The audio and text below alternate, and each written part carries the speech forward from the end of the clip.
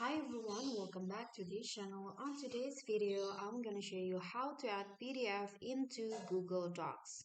So let's say I wanna add this PDF files from my Google Drive, this one's, to the Google Docs in this file right here. So what you need to do is get the link of the PDF file. Right click on the file and then click on the get link,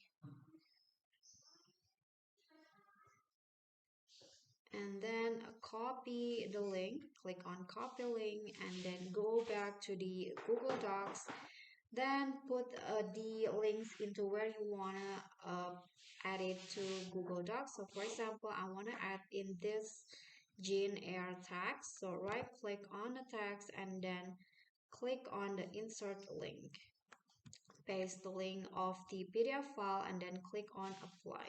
So when you click on the text, the PDF file will be appear like this, and then you can just click on the file and it will open automatically.